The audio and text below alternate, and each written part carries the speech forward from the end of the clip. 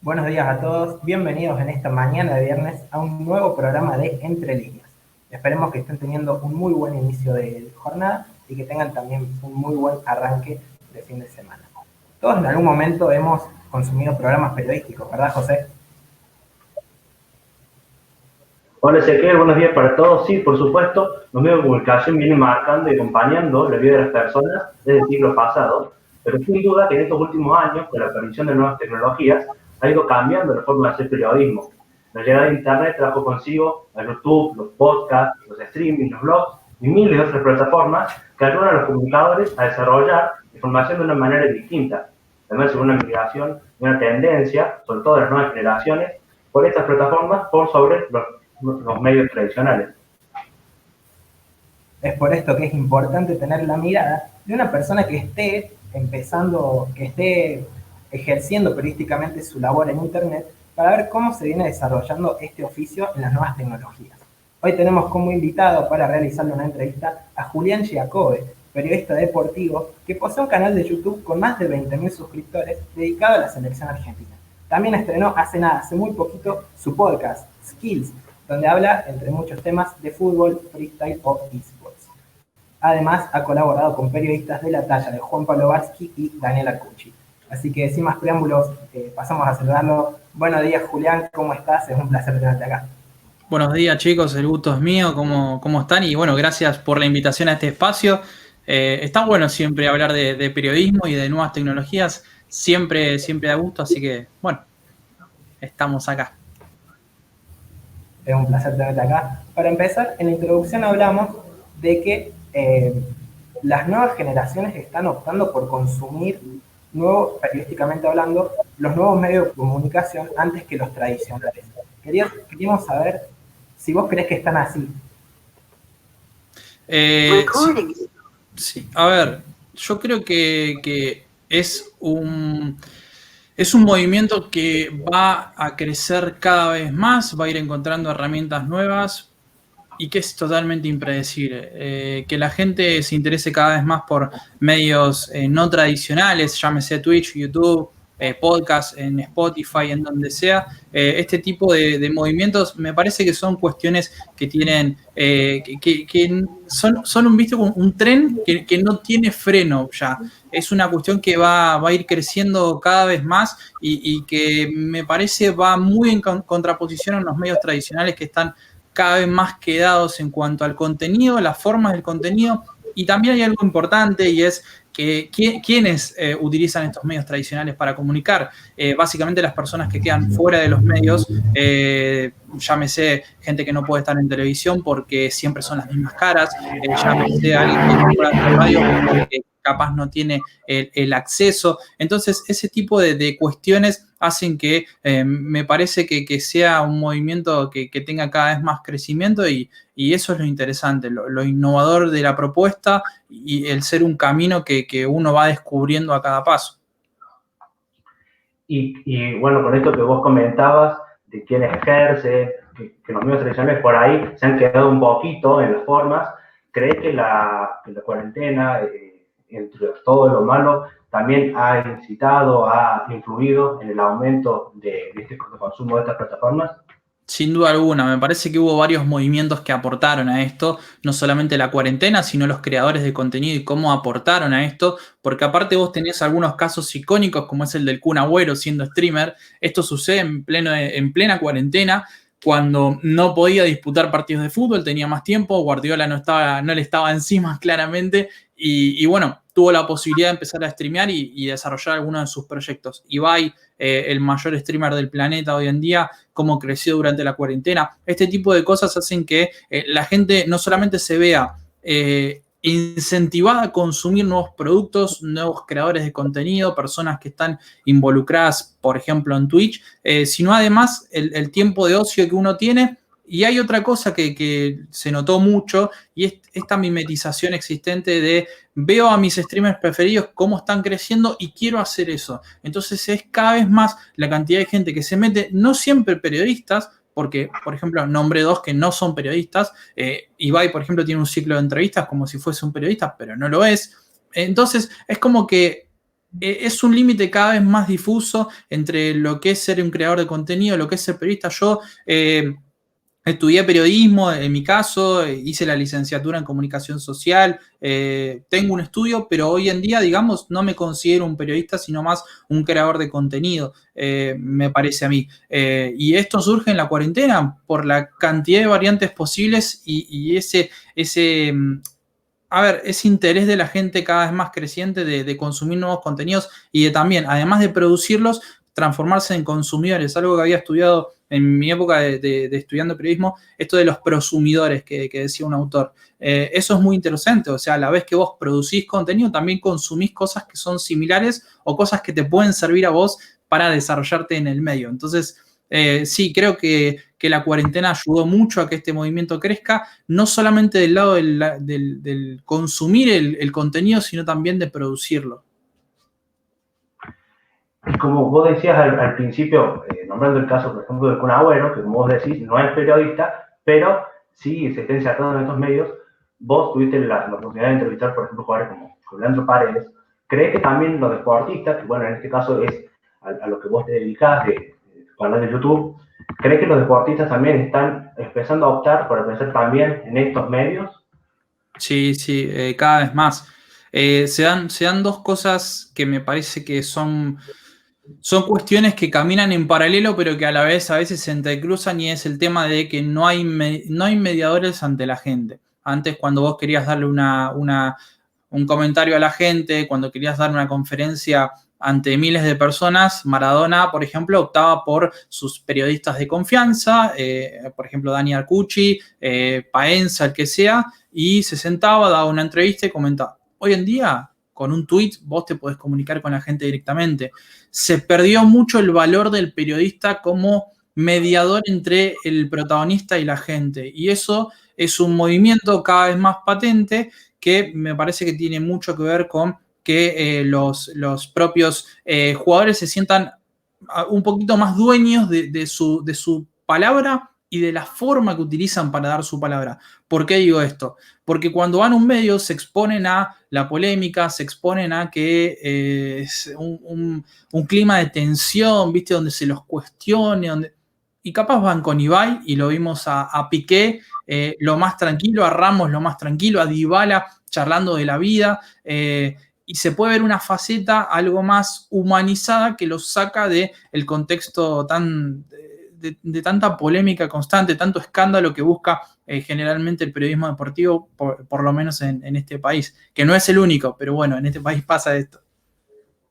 Y recuerdo el episodio de López, el periodista de Fox Sports, que se quejaba de esto, de cómo una persona como Ibai, que no era periodista, podía conseguir notas, o jugadores como Kun Agüero y él siendo periodista, no.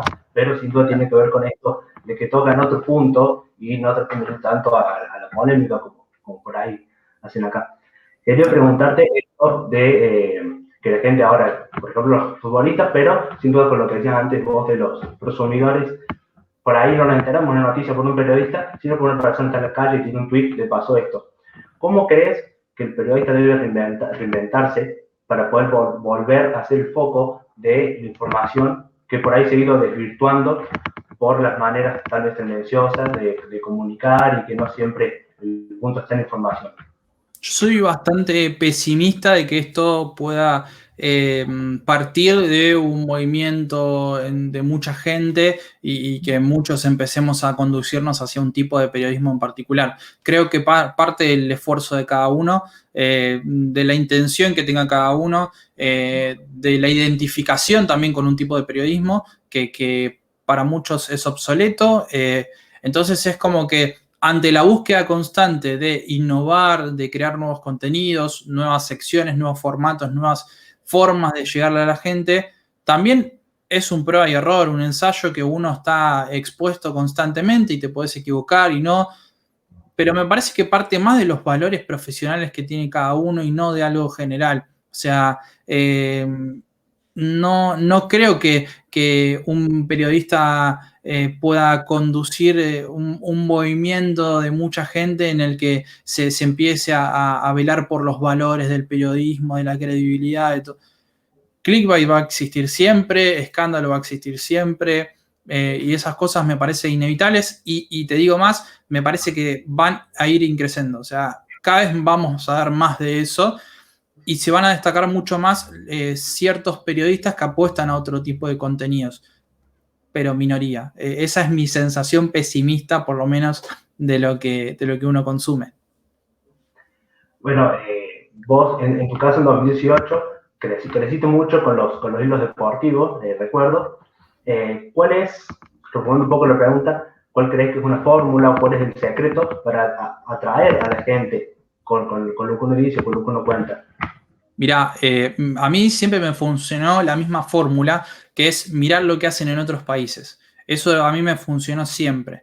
El tema de ver qué se consume en otros sitios. En ese caso, por ejemplo, Thread Deportivo fue un ciclo de hilos de Twitter, una encadenación de diferentes tweets donde contaba historias que tenían que ver con el Mundial de Rusia 2018. Fue una tarde que estuve leyendo un hilo de Manuel Bartual, un escritor español que empezó a escribir una historia como si le pasara en primera persona, cuando después nos enteramos que era una historia de terror que él usaba para promocionar sus novelas. Pero bueno, eso impactó en todo Twitter y, viste, no había en ese momento hilos deportivos de nada, de táctica, de análisis, de nada, de absolutamente nada, no había nada. Y se me ocurrió traerlo para acá, agarrar el formato de hilos, copiar ese formato de hilos, pero transformarlo en contar historias deportivas con análisis, con estadísticas. Cuando empecé a publicarlo fue un movimiento increíble, llegando a 2 millones de usuarios. Entonces ahí me di cuenta que había un valor importante en la forma del contenido, más que, por ejemplo, escribir en un blog, que en ese momento era lo que hacía, hablar en un podcast, o sea, era como una llegada muy accesible. A mí, ¿qué me permitió esto? Que la red social en donde te podés volver viral, me haga de alguna manera viral y eso me permita crear contenidos en otras plataformas. Creo que mi caso es bastante particular, porque tuve suerte por un lado, por otro se dieron varios factores, como que varios periodistas se interesaran en esto, pero traté de seguir con esa fórmula que te digo, o sea, ver lo que hacen en otros países. Hoy, por ejemplo, canales de YouTube muy conocidos en el planeta, casi todos los buenos vienen de España. Miguel Quintana habla del fútbol en general, ahora se creó un canal con diferentes periodistas muy reconocidos de España que se llama Mr. Underdog y están cubriendo la Eurocopa todos los días. Soy Calcio cubriendo el fútbol italiano, la media inglesa, el mejor canal deportivo de todo el planeta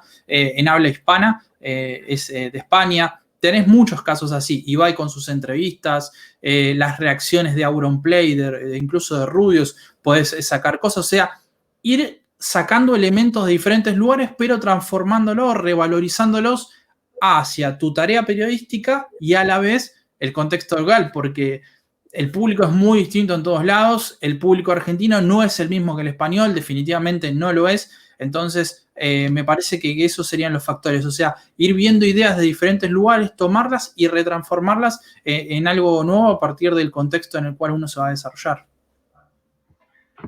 Julián, esto que vos decías de, bueno, el público es distinto en todos lados y además que cada vez se va dispersando más, no está ya centrado en una sola cosa, sino que ve un poco de Twitter, o después se va a YouTube, ve un poco de televisión, escucha radio, ya es el concepto que se conoce audiencias líquidas.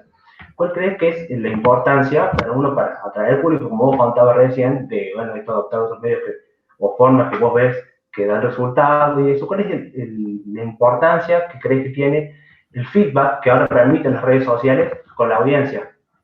Es fundamental y me animo a decir que crear comunidad es el factor número 1 de crecimiento que puede tener cualquier persona en redes sociales, en YouTube, en Twitch, en nuevas plataformas. Crear comunidad me parece que es el gran problema que tienen muchos periodistas de medios tradicionales, porque a veces generan tanto hate, polémica, escándalo, que es como que repelen un poco a la gente a seguirlos, o a veces eso también sirve para que gente que es hater por naturaleza lo siga. Crear comunidad me parece que es lo fundamental para que la gente te siga, porque a fin de cuentas uno no compite por la información, no compite por otra cosa que el tiempo. O sea, el mayor valor hoy en día por el que uno trabaja día a día es captar el tiempo de la gente, lograr que esa persona que puede estar en Netflix, mirando una película, escuchando un podcast en Spotify o jugando al Fortnite en la computadora, se tome 10, 15 minutos para escucharte a vos.